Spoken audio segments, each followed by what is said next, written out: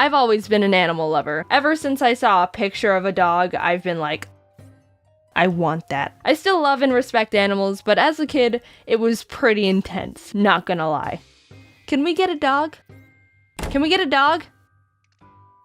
Can we get a dog? My parents had to sit through years of that until my dad finally couldn't handle it anymore and got me one for my 7th birthday against my mom's will. Before that, they tried everything to make me stop, besides getting me a dog. And by everything, I mean a bunch of fish. Maybe if we shape these fish into a dog, she won't notice. They'd come home with 2 fish from the pet store that would last for about a week, die, and then get replaced. Repeat until dog appears. How many fish must die before I get what I want? Since we got fish from the pet store and not an actual breeder, that was probably a big contributing factor on why they died so quickly. But as a 5-year-old, I also just forgot to feed them a lot, so there's gotta be some fish blood on my hands for that. We went through probably 20 fish in the span of a couple months, but eventually we got these 2 goldfish that didn't die. A true miracle. They were pretty resilient little dudes. One was Goldie, and the other was probably named Fishy. Probably some of the most creatively flawless names I've ever known. But after a while, Goldie turned white, so I renamed it Rainbow because I thought it was cool he could change colors. I learned 13 years later from my marine biology teacher that Goldie/Rainbow was probably diseased, which makes the color change less exciting. We eventually gave them away to my mom's friend and they died. But that's all besides the point. My parents got me an army of fish and a dog I named Scruffy, but that was it. I wasn't able to crack them any further than that. And believe me, I tried. My parents had to become stone-faced, emotionless soldiers to keep my non-stop beseeching for more creatures at bay. After they got me a dog, I was pretty satisfied for about a year and a half until I decided I wanted a mouse. Something about their cute little faces and how they crawl with their cute little feet and their freaking ears made me obsess over having one, and my parents got to hear all about it. I asked my parents for a mouse for years, promising how I'd take care of it and blah blah blah, the whole thing. My mom pretty much hates rodents because she thinks their tails are weird, so there was no budging on that one. She tried to get me to stop by saying,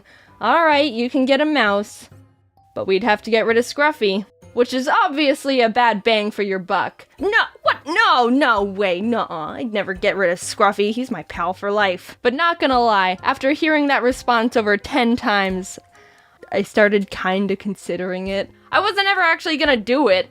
I was just getting desperate, alright? When I was 10, I wrote on my Christmas wish list that I wanted a mouse because I thought for some reason I'd foiled their plans and found a loophole. Ha! You can't override the power of the holy Christmas spirit. Christmas morning rolled around and I ran into the living room where all the presents were to not only find no mouse, but a computer mouse. Nice salt in the wound there, Mom. I got my hopes up way too high. My disappointment was immeasurable and my Christmas was ruined.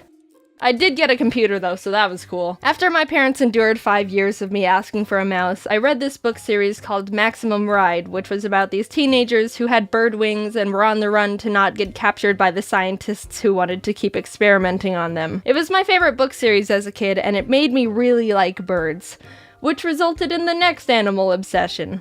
I swear to God, if I hear one more mention of a mouse again, I'm gonna— Mom, can we get a yellow-naped Amazon parrot? Yes, I started loving birds back when I was in 6th grade. Everyone say a big thanks to James Patterson for creating this bird-obsessed monster. At the time, I wanted one of the big boy birds. A yellow-naped Amazon parrot, to be exact. I would spend hours just watching all the YouTube videos I could find of them and sending them to my parents like, Look how great they are! You totally want one now, don't you, after watching one play in a box and sing Old MacDonald? This was a whole new type of fixation. I mapped out on the ground where the cage could go with tape, googled where Amazon parrot breeders were near me. I made multiple PowerPoint presentations for my parents on why they should let me get a parrot. It was intense, and the pressure was on. My mom was even like, "So how about that mouse?" But no, Mom, that ship has sailed. Now I want a 15-inch parrot that lives for 80 years. They started telling me, "You can get a bird when you move out." And from then on, it was my goal to get out of my parents' house as soon as I could. Obviously, I never got a yellow-naped Amazon parrot, but I never really got out of my bird phase because I've got this thickums right here. I was pretty self-aware that asking for a parrot was a long shot, so even though I still wanted a bird, I dialed back my animal requests, and when I was 14, I started really liking flying squirrels. They were my favorite animal for a while, and that's when I realized people can have them as pets.